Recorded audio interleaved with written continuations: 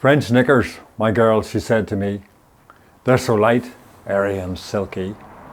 And I knew exactly what she wanted to say, for soon would come St. Valentine's Day.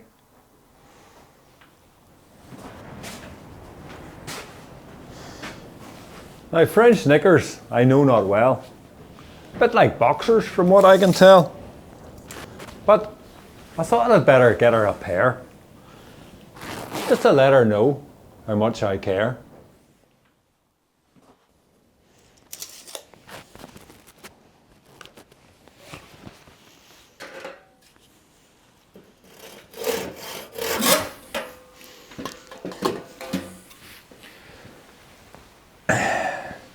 The only problem was, I was caught in a hop.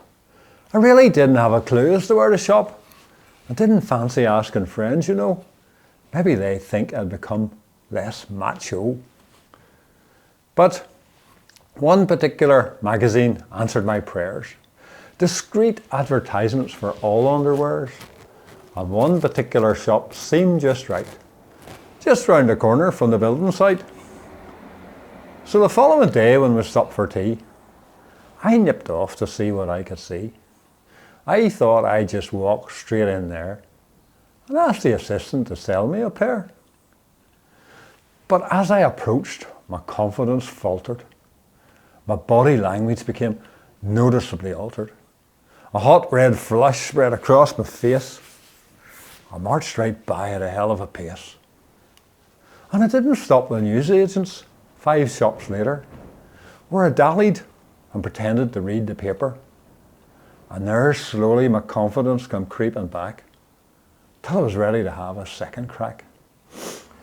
This time I returned with more deliberate stride, breathing deep to control the butterflies inside, till finally I was back at that lingerie shop, where with great difficulty I got my legs to stop. And I looked through the window at their display, mannequins in underwear all very classy. Some purple and pink, black and blue. Some lacy stuff. You could see right through. As I stood there, a lady came out of the shop, power-dressed, confident, with a blue rinsed top. And she looked at me standing there in my working clothes, and I knew what she thought as she looked down her nose. So, I couldn't do it, go into that place. I returned to the building site with sheepish face. And there I wondered and pondered what way I would get those knickers for Valentine's Day. Time rolled by all too soon. The 13th of February around about noon. And I knew there was no other way. I had to go to that shop, come what may. So this time I mustered my most determined stride.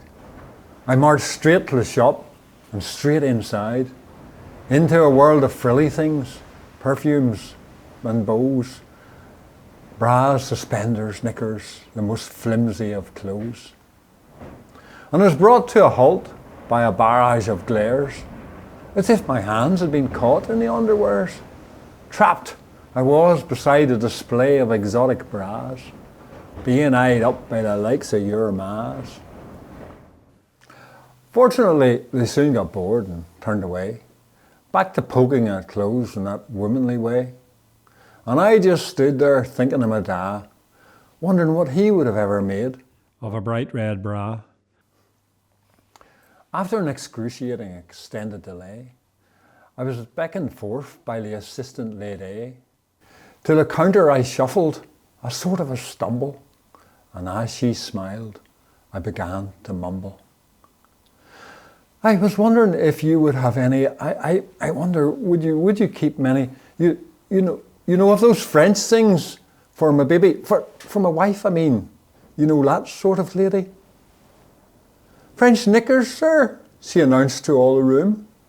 That's what you're looking for, I presume. For your wife, you say? That's just smashing. Unfortunately, sir, they're right out of fashion. Out of fashion? I couldn't believe my ears. Sure, your underwear remains untouched by the years. I mean, who's ever going to guess that your underwear fashion is a bit of a mess? Well, "What is the current fashion?" I stammered, my confidence now well and truly hammered. "Well," says she, "these have a certain class, and flourishes briefs that wouldn't cover your ass." I don't think that's what she had in mind. I think French style you will definitely find is what she desires, despite the fashion. All right, or else is likely to cut my ration. So in her drawers, this lady she pokes about, and after some rummaging finally pulls out a pair of pants that were really very racy. You could see right through them. They were lacy. Now, they wouldn't do much for you on a winter's day, but in certain circumstances, I'm sure there's a role to play. So I thought I'd order a bargain pack of 3, because that's the way I would buy my jockeys, you see. But fortunately, I decided to ask the price, after telling the lady that they were very nice. £55, sir. Would you like them wrapped?" "Not on your Nelly," cried I. "The idea's been scrapped. £55 for such scanty underwear, so full of holes it was nearly air." I was in a terrible state of shock as I stumbled blindly out of that shop.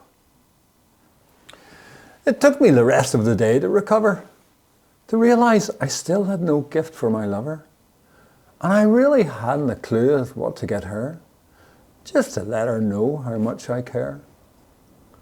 So just before 5, I nipped across the shops, and at the hardware store I bought 3 flower pots. And on Valentine's Day, I presented them in fear, and she said, "Where's your French Knickers, my dear?" So I had to confess the whole sorry tale. And the funny thing is, she laughed herself pale. And the value she's got from telling all of her friends will long outlast any French fashion trends.